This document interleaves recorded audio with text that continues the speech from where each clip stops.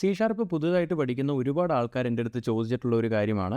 എന്തുകൊണ്ടാണ് നമുക്ക് ഓരോ പുതിയ കാര്യങ്ങൾ ചെയ്യുന്നതിന് വേണ്ടിയിട്ട് നമ്മൾ എപ്പോഴും സി ഷാർപ്പിൽ പുതിയ പ്രോജക്ട്സ് ക്രിയേറ്റ് ചെയ്യുന്നത് എന്നുള്ളത്.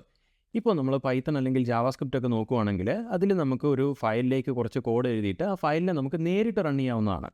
എന്നാൽ സി ഷാർപ്പിൽ അത്തരത്തിലുള്ള ഒരു കാര്യം ചെയ്യുക എന്നുള്ളത് അത്ര എളുപ്പമുള്ള കാര്യമല്ലായിരുന്നു.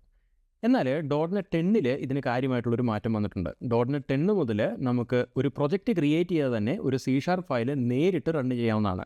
അതിനെ നമ്മൾ വിളിക്കുന്നത് ഫയൽ ബേസ്ഡ് ആപ്പ് എന്നുള്ളതാണ്. നമുക്കിപ്പോൾ എങ്ങനെയാണ് ഒരു ഫയൽ ബേസ്ഡ് ആപ്പ് ക്രിയേറ്റ് ചെയ്യുക എന്ന് നോക്കാം. അതിന് വേണ്ടിയിട്ട് ഞാൻ ആദ്യം തന്നെ ഡെസ്ക്ടോപ്പിലേക്ക് വന്ന ശേഷം ഒരു പുതിയ ബ്ലാങ്ക് ഫോൾഡർ ഇവിടെ ക്രിയേറ്റ് ചെയ്യുന്നു. ആ ഫോൾഡറിന് ഞാൻ ഫയൽ ബേസ്ഡ് ആപ്പ് എന്ന പേര് കൊടുക്കുന്നു. നമുക്ക് ഇഷ്ടമുള്ള പേര് ഉപയോഗിക്കാവുന്നതാണ്.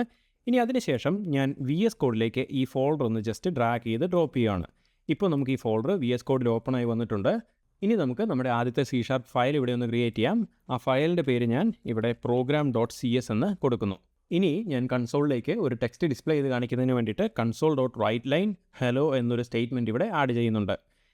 അതിനുശേഷം നമുക്ക് ഈ ഫയൽ ഒന്ന് റൺ ചെയ്യണം അല്ലേ.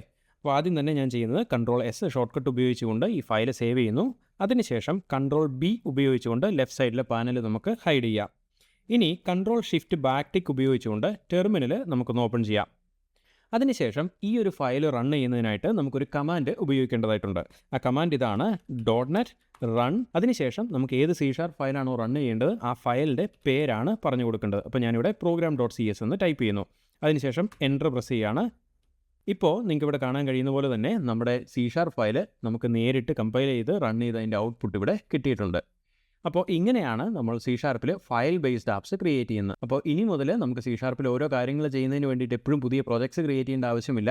ഒരു സി ഷാർപ്പ് ഫയൽ ക്രിയേറ്റ് ചെയ്യുക, അതിലേക്ക് നമുക്ക് ആവശ്യമായിട്ടുള്ള കോഡ് എഴുതുക, അതിനുശേഷം ആ ഫയലിനെ നമുക്ക് നേരിട്ട് റൺ ചെയ്യാം. പ്രത്യേകം ഓർത്തിരിക്കുക, .NET 10 അതിന് ശേഷമുള്ള വേർഷൻസിൽ മാത്രമാണ് ഈ ഫീച്ചർ അവൈലബിൾ ആയിട്ടുള്ളത്.